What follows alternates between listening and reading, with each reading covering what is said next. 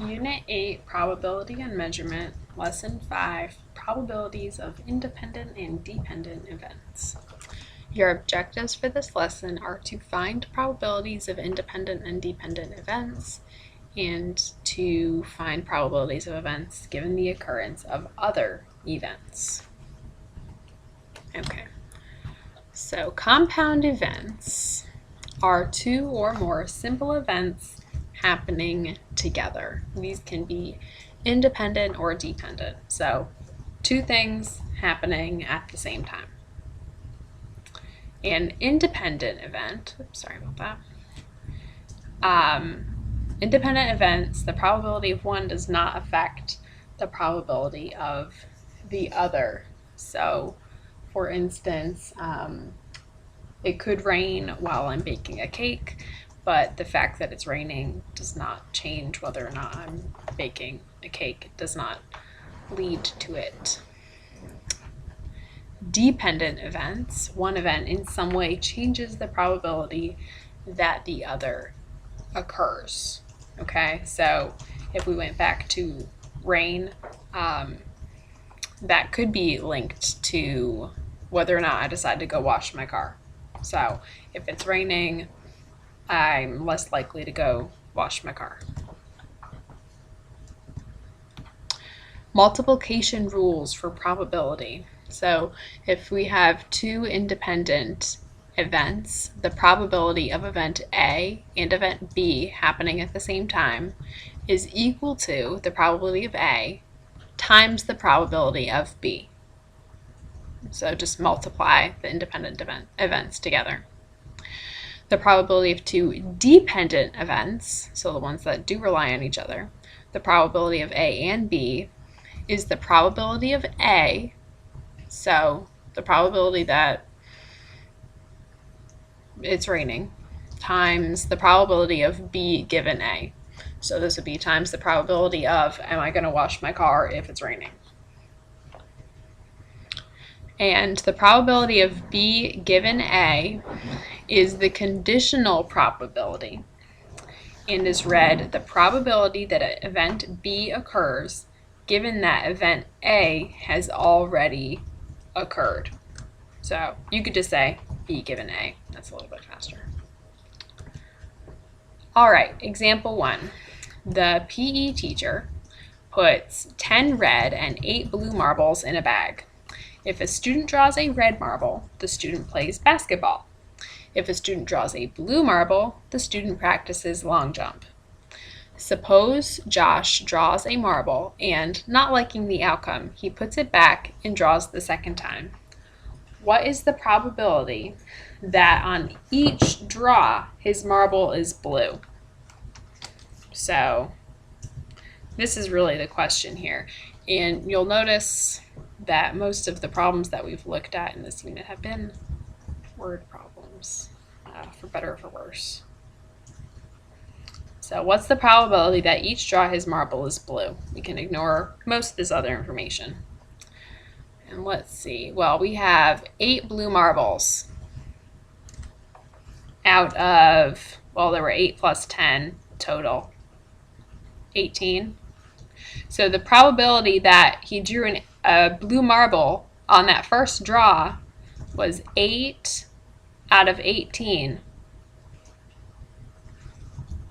So 8 out of 18, which is equal to 2/9. And then on the second draw, he put the marble back in the bag. So he had the same number of marbles in the bag the second time. So on the second draw, he still has a probability of 2 out of 9. Okay?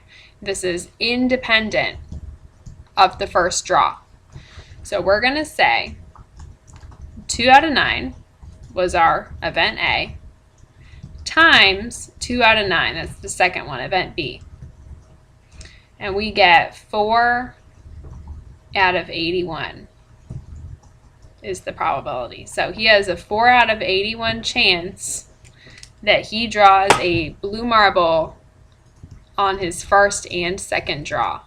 And if you are a percentage person, that is a little bit less than 5%, so 4.9%, okay?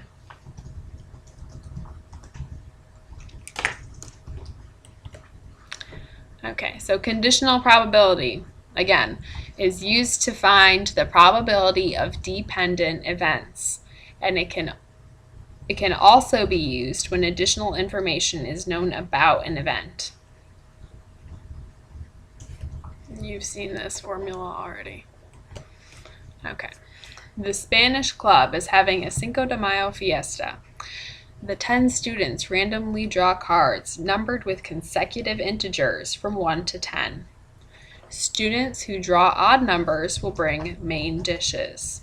Students who draw even numbers will bring desserts. If Cynthia is bringing a dessert, what is the probability that she drew the number 10?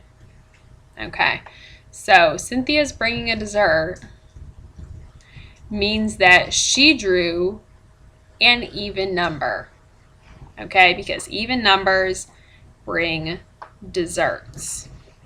And let's look at our formula again here. So the probability of B given A is equal to the probability of A and B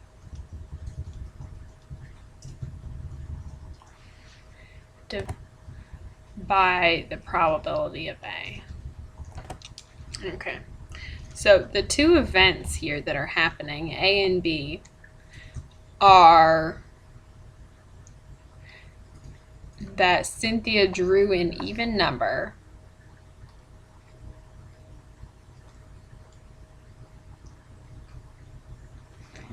and we want to know if she drew the number 10. Okay, those are our two events. One of these is A and one of these is B, and we need to figure out which one. So let's think about this for a second. We have B given A, so what are we given here? Well, we are given that Cynthia is bringing a dessert, and this also makes sense because 10 is a type of even number. It is a subset there. So I'm going to say that event A was draw an even number, and event B, did she draw number 10? So back to here. The probability of A and B, well, the probability that she drew an even number was 5 out of 10. So there were 5 even numbers out of 10 times, there's only one way that she could draw the 10. So times 1 out of 10 over probability of even, again, 5 out of 10. And it's probably easier here to use decimals, so I'm going to change each of these to a decimal. 5 out of 10 is 0.5. 1 out of 10 is 0.1.